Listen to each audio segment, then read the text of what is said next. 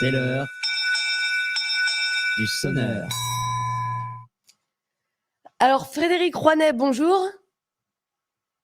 Bonjour. Ah, j'ai vu que là, vous avez réussi à dire mon prénom, parce qu'après, vous avez dit Patrick. Ah oui, pardon, excusez-moi. C'est Frédéric Rouanet, excusez-moi. Je ne sais pas pourquoi j'ai dit Patrick. Ah. Bon, alors vous êtes le président du syndicat des vignerons de l'Aude. Et alors, qu'est-ce qui s'est passé là dernièrement qu'est-ce qui vous a mis en colère? Et quelle a été votre dernière action coup de poing dont on n'a pas trop entendu parler dans l'actualité? Ça a été un petit peu éclipsé par l'actualité assez riche nationale et internationale. Est-ce que vous pouvez nous raconter ce qui s'est passé? Et si vous voulez, la viticulture subit en ce moment une grave crise. C'est plusieurs événements qui l'ont amené là. Et depuis le début de la guerre d'Ukraine, avec l'inflation, toutes nos charges ont explosé. Et le seul produit qui n'a pas augmenté depuis les débuts de l'inflation, c'est le vin. Au contraire, le prix du vin a baissé. Et nos acheteurs ou la grande distribution se sert des vins de nos voisins espagnols qui sont beaucoup moins chers, hein, 50% moins chers, pour nous faire baisser les prix. Donc, du coup, on leur a dit, OK, vous n'en aurez plus et vous allez nous acheter le nôtre. En gros, pour résumer, c'est ça. Et alors, comment est-ce que ça se fait que le prix du vin ait résisté à l'inflation?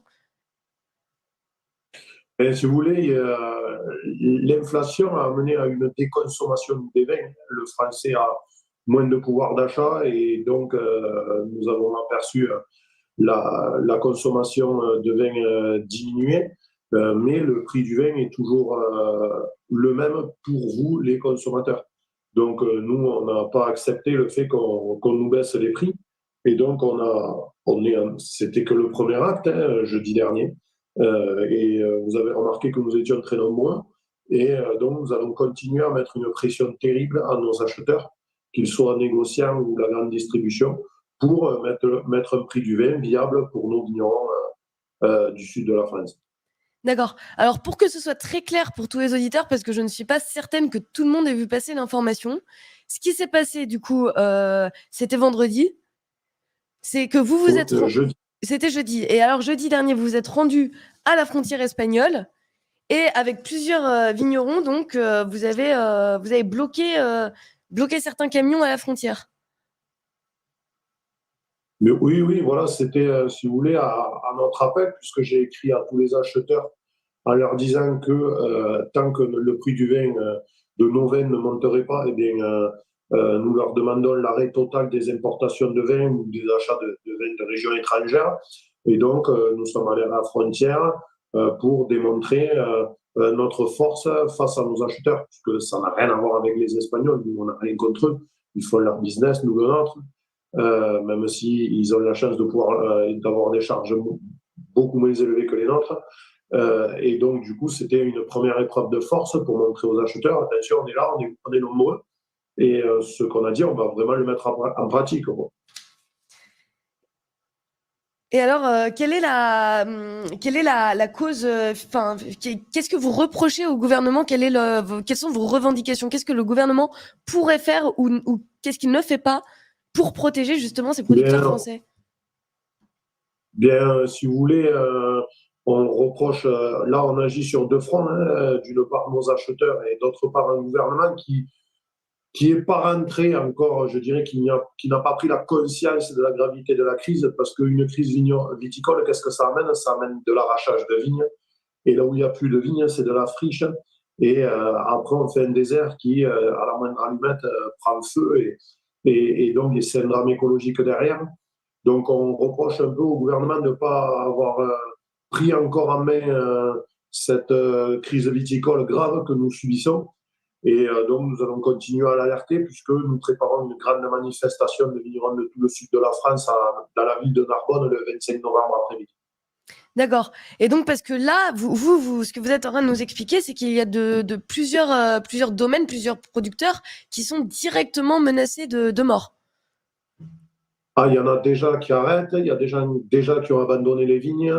Nous vivons une situation grave. Se rajoute à cela une énorme sécheresse qu'on n'a jamais connue pour cette récolte qui est la deuxième plus petite récolte de l'histoire à Languedoc-Roussillon.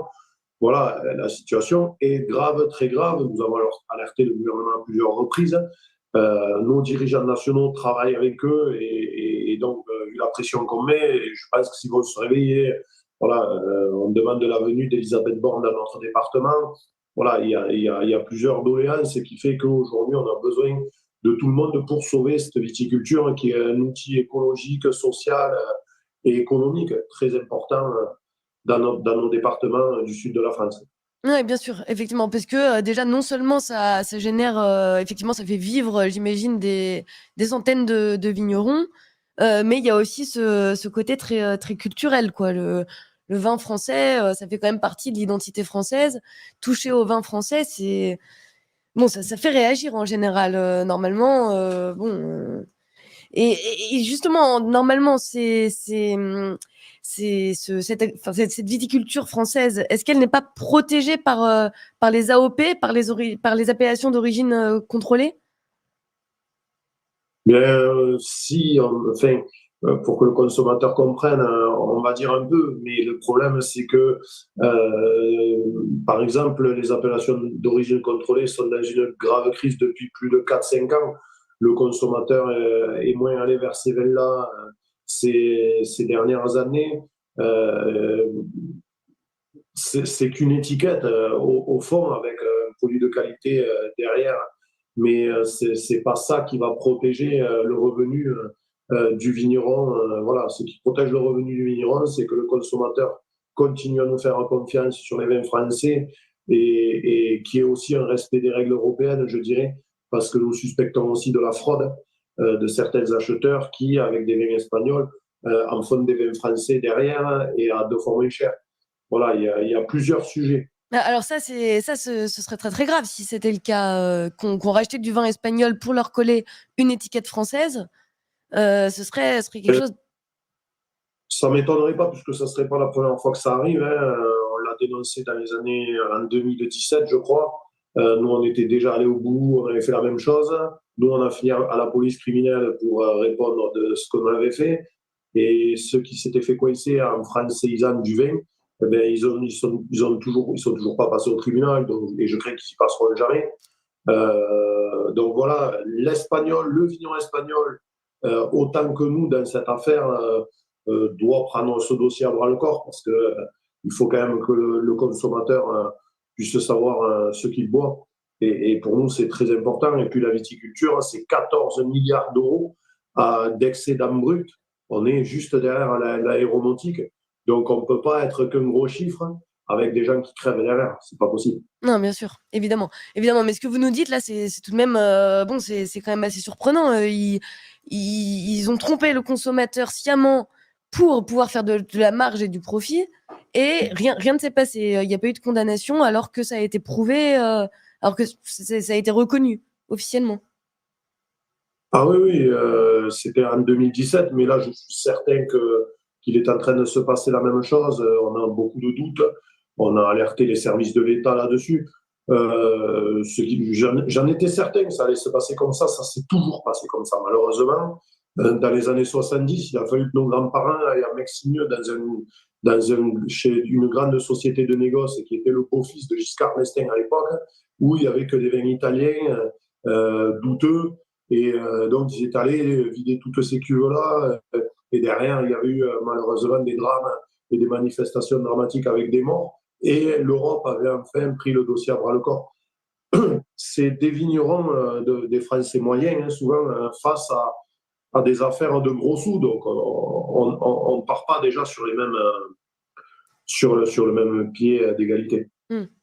Et alors, vous attendez du gouvernement déjà qu'Elisabeth Borne vienne sur place, mais alors est-ce que ça pourrait suffire? Est-ce qu'il en faudra pas plus? Est-ce qu'il n'y a pas toute une politique finalement d'importation qui concerne en fait l'agriculture au sens large, puisque là c'est valable avec le vin.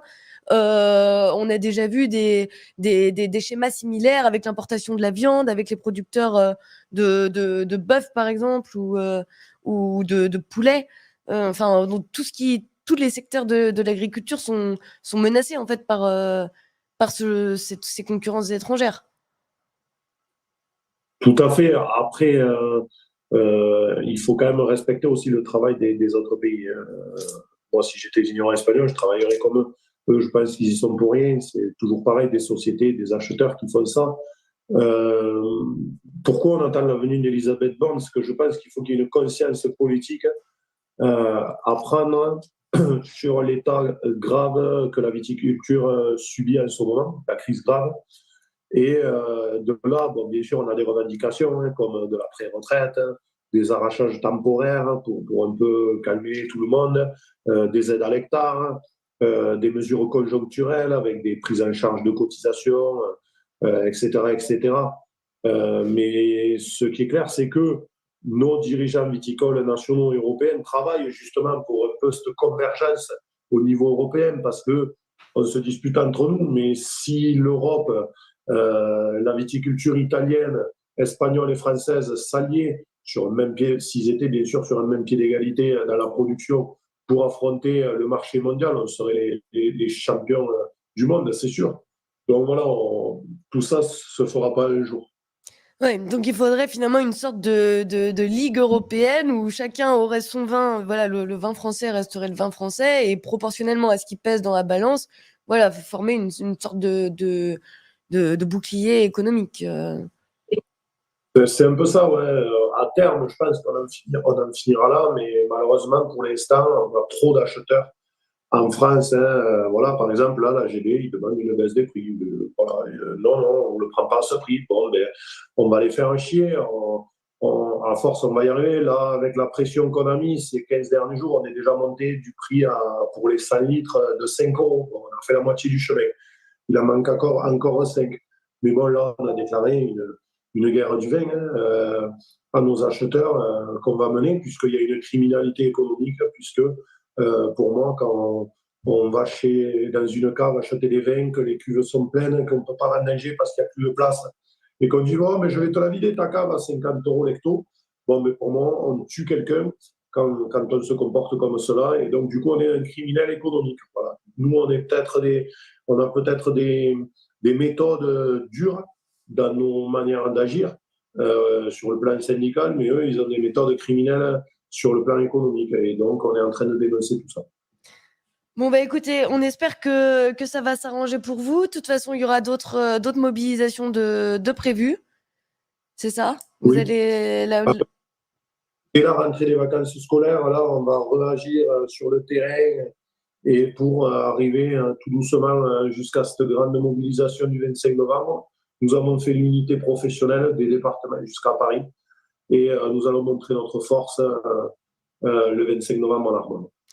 Merci. Merci beaucoup Frédéric Rouanet.